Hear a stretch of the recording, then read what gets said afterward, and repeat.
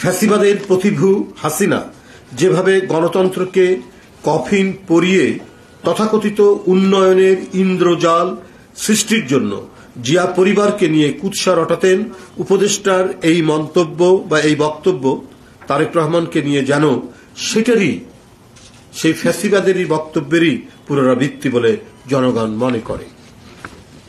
এখনো যেন লোক মানুষে উজ্জ্বলতর তারেক রহমানের ভাবমূর্তিকে বিনষ্ট করার জন্য প্রতিশোধের চোরা স্রোতে আঘাত হানার চেষ্টা করা হচ্ছে নানা মহল থেকে, নানা দিক থেকে। ডক্টর খলিলুর রহমান যুক্তরাজ্যে নির্বাসিত জীবন প্রসঙ্গটি যেভাবে উপস্থাপন করেছেন তা সম্পূর্ণ উদ্দেশ্য প্রণোদিত ও বিভ্রান্তিমূলক। ধান ভানতে শিবের গীত গাওয়ার মতো ডক্টর খলিলুর রহমান বলেছেন, কেবলমাত্র আমি আমেরিকায় থেকেছি বলে আমাকে যদি বলা হয় আপনি বিদেশি নাগরিক, তাহলে কালকে তারেক রহমান সাহেবকেও সে কথা বলতে হবে। আমাকে ঢিল নিক্ষেপ করলে সেই ঢিল কিন্তু অন্যের উপরে গিয়েও পড়তে পারে। এটা কে বলেছে আপনাকে? যারা বলেছে তাদের সাথে আপনার কথাবার্তা হতে পারে। তারেক রহমান সাহেব এখানে আসলো কি করে? তিনি আপনার এই আলোচনা, সম্ভবত সাংবাদিকদের সাথে এই আলোচনায় উনি উপযোগ্য হলেন কি করে? উনি টপিকস হলেন, হ্যাঁ, উনি একটা বাংলাদেশের বৃহত্তম রাজনৈতিক দলের নেতৃত্ব দিচ্ছেন, যার চেয়ারম্যান। উনি অপ্রাসঙ্গিক ভাবে ওখানে আপনি টেনে আনলেন কেন? তো নিশ্চয়ই আপনি মুখে আপনারা যাই বলেন, আপনাদের অন্তরে অন্য কোনো বিষক্রিয়া বা বিস্ময় কোনো প্রতিক্রিয়া আপনাদের হৃদয়ে সবসময় কাজ করছে। এর আগেও আমরা বলেছি, সবার ব্যাপারে নয়, বলেছি কিছু কিছু উপদেষ্টারা মনে হয় তারা নিরপেক্ষতার চাইতে অন্য কোনো এজেন্ডা নিয়ে তারা কাজ করছে। ডক্টর খলিলুর রহমান যুক্তরাজ্যে নির্বাসিত জীবন প্রসঙ্গটি যেভাবে উপস্থাপন করেছেন তা সম্পূর্ণ উদ্দেশ্য প্রণোদিত ও বিভ্রান্তিমূলক। আচ্ছা, এটা তো বলেছি আপনাদের। রাষ্ট্রের গুরুত্বপূর্ণ পদে থেকে ডক্টর খলিলুর রহমান এহেন বক্তব্য নিঃসন্দেহে আত্মগরিমার প্রদর্শন। খুব একটা আছে না, একটা বিস্তৃত বোধ। বিস্তৃত বোধ হচ্ছে যে আপনার নিজেকে খুব প্রসিদ্ধ মনে করা, নিজেকে খুব বড় মনে করা। এর একটি ভালো বাংলা হচ্ছে বিস্তৃত বোধ। এই বিস্তৃত বোধ বা আত্মগরিমার প্রদর্শন এই সমস্ত উপদেষ্টাদের মধ্যে রয়েছে, এবং তার এই বক্তব্য নিঃসন্দেহেই দৃঢ়ঘোষিমূলক। ডক্টর খলিলুর রহমান জনাব তারেক রহমানের রাজনৈতিক বিশ্বাসযোগ্যতা বিনষ্ট এবং জনগণকে বিভ্রান্ত করার এবং মানুষের মাঝে তার মর্যাদা ক্ষুণ্ণ করার হীন উদ্দেশ্য নিয়েই এই বক্তব্য রেখেছেন, যা দুর্ভাগ্যজনক বিভ্রান্তির কবলের মধ্যে পড়ে। তাকে মনে রাখতে হবে, বাংলাদেশ অনির্বাচিত কর্তৃত্ববাদের অনুকূল সমাজভূমি নয়। তিনি তার কথাবার্তায়, আচরণে বিগত কিছু দিনে ধরাকে সরা জ্ঞান করতে শুরু করেছেন। তিনি হয়তো দেশি বিদেশি কারো স্বার্থ চরিতার্থ করার মিশনে যুক্ত বলেই প্রতীয়মান হচ্ছেন। শেখ হাসিনার হাতের মুঠোই ছিল ধ্বংসের শক্তি। জনগণ তা প্রতিহত করেছে। আমরা আর নতুন করে কোন প্রভুত্ববাদের অধীনতার নাক পাশে বন্দী হতে চাই না। এক্ষণে দেশের জনগণের সম্মুখে প্রশ্ন চিহ্ন দীর্ঘ হচ্ছে যে খলিলুর রহমানের মতো একজন বিতর্কিত এবং করিডোর চ্যানেল বন্দর বিদেশিদের হাতে তুলে দেওয়ার ষড়যন্ত্রের কুশীলব বলে পরিচিত কি করে জাতীয় নিরাপত্তা উপদেষ্টা হিসাবে নিয়োগ পান? এই প্রশ্নটি কিন্তু এখন খুব বড় হয়ে দেখা দিয়েছে। খলিলুর রহমানের অজানা থাকলেও দেশবাসীর অজানা নয় যে তারেক রহমানকে কি কারণে, কোন পরিস্থিতিতে লন্ডনে যেতে হয়েছে। সেখান থেকে তারেক রহমানকে বিশ্বের নিষ্ঠুরতম একটি জগদ্দল ফ্যাসিস্টের বিরুদ্ধে লড়াইয়ে নেতৃত্ব দিতে হয়েছে। সুপ্রিয় বন্ধুরা, এটা সর্বজন বিদিত যে 1/11 তথাকথিত তত্ত্বাবধায়ক সরকার নির্মম হত্যা প্রচেষ্টা থেকে পঙ্গু অবস্থায় 2008 সালের সেপ্টেম্বরে উন্নত চিকিৎসার জন্য তারেক রহমান যুক্তরাজ্যে যান। তখন থেকে তিনি তার পরিবারের সাথে সেখানে বসবাস করছেন।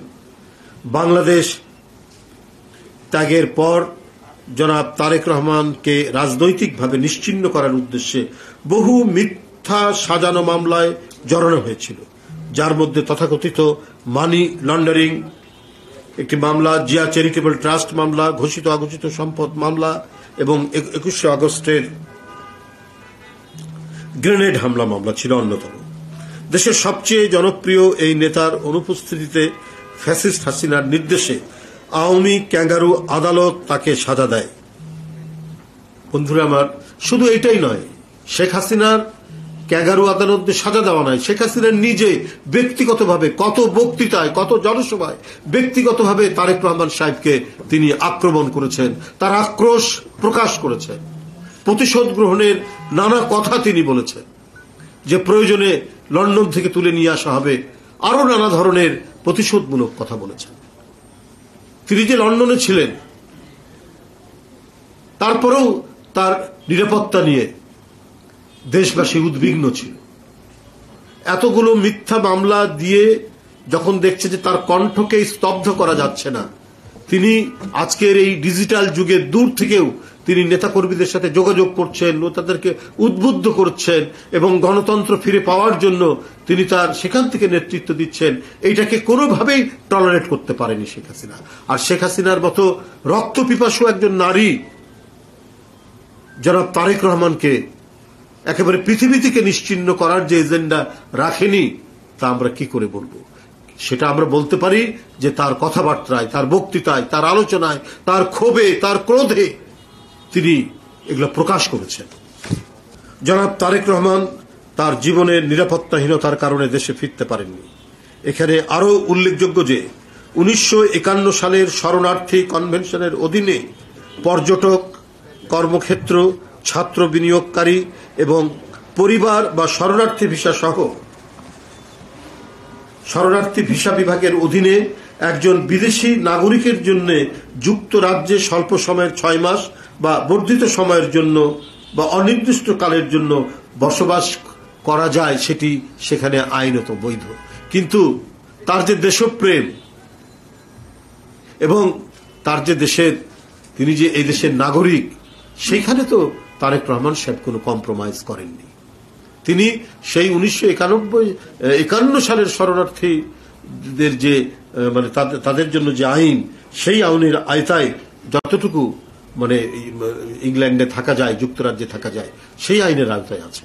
অথচ ডক্টর খলিলুর রহমান আদ্যপান্ত না জেনে উনি ঢালাও একটি মন্তব্য করে দিলেন, একটা ব্রিফিং এর মধ্যে তিনি ঢালাও মন্তব্য করে দিলেন। দেশের একটি বৃহত্তম রাজনৈতিক দলের প্রধান নেতা সম্পর্কে তিনি এই ধরনের মন্তব্য করলেন। এরা মনের মধ্যে বিষ আর মুখের মধ্যে মধু নিয়ে তারা ঘোরাফেরা করে। সুপ্রিয় সাংবাদিক ভাই ও বোনেরা, বাংলাদেশের গণতন্ত্রকামী মানুষের নেতা বিএনপির ভারপ্রাপ্ত চেয়ারম্যান তারেক রহমান বারবার স্পষ্ট করে বলেছেন, জনগণের ভোটে জনগণের কাছে জবাবদিহিমূলক সরকার প্রতিষ্ঠার স্বার্থে অন্তর্বর্তীকালীন সরকারের প্রতি সমর্থন অব্যাহত রেখেছে। সমর্থন অব্যাহত রাখার পরও অন্তর্বর্তীকালীন সরকার মনে হচ্ছে এই সমর্থনের গুরুত্ব অনুধাবন করতে ব্যর্থ হচ্ছে। ক্ষমতাসীনদের কেউ কেউ মনে হচ্ছে বিএনপির সঙ্গে পায়ে পা লাগিয়ে ঝগড়া বাঁধাতে চায়। ফ্যাসিবাদ বিরোধী দীর্ঘ 1.5 দশকের আন্দোলন সংগ্রামের সময় ডক্টর খলিলুর রহমানের নাম কেউ কখনো শুনেছে বলে আমার জানা নেই। সুসময়ে হঠাৎ করে তিনি উড়ে এসে জুড়ে বসে উপদেষ্টা হয়েছেন। 1.5 দশকের শেখ হাসিনার ফ্যাসিবাদের বিরুদ্ধে আন্দোলন সংগ্রামে দেশে বিদেশে কোথাও যার কোনো উপস্থিতি ছিল না, না ছিল কোনো জোরালো বক্তব্য, তার কাছে দেশের নিরাপত্তা নিশ্চিত কিনা এসব নিয়ে জনগণের জানার অধিকার রয়েছে, কারণ তিনি হলেন নিরাপত্তা উপদেষ্টা। আর তিনি কি মন্ত্রণা দিচ্ছেন ডক্টর ইউনূস সাহেবকে, কি মানবিক করিডোরের নামে করিডোর মানে নানা কথা বলে দেশের সার্বভৌমত্বকেই দুর্বল করার চেষ্টা করছেন। আমি প্রধান উপদেষ্টা ডক্টর মোহাম্মদ ইউনূস সাহেবকে বলতে চাই, আপনি এমন একজন ব্যক্তিকে জাতীয় নিরাপত্তা উপদেষ্টা বানিয়েছেন দেশের জন্য যার কোনো দৃশ্যমান অবদান নেই। তিনি তো বাংলাদেশের জন্য নন, বিদেশের জন্য কাজ করেন কিনা এই নিয়ে মানুষের মনে প্রশ্ন দেখা দিয়েছে। মানবিক করিডোর বা চ্যানেল নামে বাংলাদেশকে যুদ্ধক্ষেত্রে পরিণত করার পায়তারা করা হচ্ছে। তিনি বাংলাদেশকে অস্থির করার পরিকল্পনা করছেন, কিন্তু আমরা তা হতে দেব না। ডক্টর খলিলের অহেতুক প্রলাপে প্রতীয়মান হচ্ছে অন্তর্বর্তীকালীন সরকারের কেউ কেউ সুকৌশলে বাংলাদেশের প্রাণ তারেক রহমানের দেশে নিরাপদ প্রত্যাবর্তনকে অনিরাপদ করে তুলতে চায়। আবার বক্তব্য স্পষ্ট, রাষ্ট্র নিয়ে পরীক্ষা নিরীক্ষা করার সুযোগ নেই। ডক্টর খলিলকে অবিলম্বে জাতীয় নিরাপত্তা উপদেষ্টার পদ থেকে সরিয়ে দিয়ে দেশে বিদেশে তার অবস্থান সম্পর্কে সম্পূর্ণ তথ্য দেশের জনগণের সামনে হাজির করতে হবে। সুপ্রিয় সাংবাদিক বন্ধুরা, ইতিমধ্যে কথিত মানবিক করিডোর ইস্যু নিয়ে অন্তর্বর্তীকালীন সরকার, বিশেষ করে ডক্টর খলিলের ভূমিকা নিয়ে দেশের স্বাধীনতাপ্রিয় জনগণের মনে উদ্বেগের সৃষ্টি হয়েছে। মানবিক করিডোর নিয়ে গত এক মাসে অন্তর্বর্তীকালীন সরকারের এক একজনের এক এক রকম বক্তব্য মনে হয় এই সরকার পথ হারিয়ে ফেলেছে। আমাদের কথা পরিষ্কার, এসব করার দায়িত্ব অন্তর্বর্তীকালীন সরকারের নয়। এসব বিষয় বিবেচনায় দায়িত্ব জনগণের ভোটে নির্বাচিত, জনগণের কাছে জবাবদিহিমূলক নির্বাচিত সরকারের। এই সরকারের নিরপেক্ষতা এবং সরকারের পরিচালনার সক্ষমতা নিয়ে জনমনে প্রশ্ন সৃষ্টি হয়েছে। অবিলম্বে এই সরকারের যাদের সম্পর্কে জনমনে সন্দেহের সৃষ্টি হয়েছে তাদের সম্পর্কে জনসম্মুখে বিস্তারিত তথ্য জনগণের সামনে উপস্থাপন করুন। তারেক রহমানকে নিয়ে ডক্টর খলিলের বক্তব্য গণতন্ত্রের স্থায়ী নিরাপত্তা ও ঐতিহাসিক সার্থকতার প্রতি বিদ্বেষপরায়ণ। আমি ডক্টর খলিলের গতকালকের যে বক্তব্য, বাংলাদেশ জাতীয়তাবাদী দলের ভারপ্রাপ্ত চেয়ারম্যান জনাব তারেক রহমানকে জড়িয়ে আমি এর তীব্র নিন্দা এবং প্রতিবাদ জানাচ্ছি এবং বক্তব্য প্রত্যাহার করার জন্য আহ্বান জানাচ্ছি। এবং আমি অন্তর্বর্তীকালীন সরকারের প্রধানকে জানাতে চাই, এই ধরনের বিতর্কিত ব্যক্তিদের উপদেষ্টা পরিষদে রাখলে পরে সরকারের জন্য সুনাম বয়ে আনবে না। অবিলম্বে তার পদত্যাগ দাবি করছি। ধন্যবাদ সবাইকে।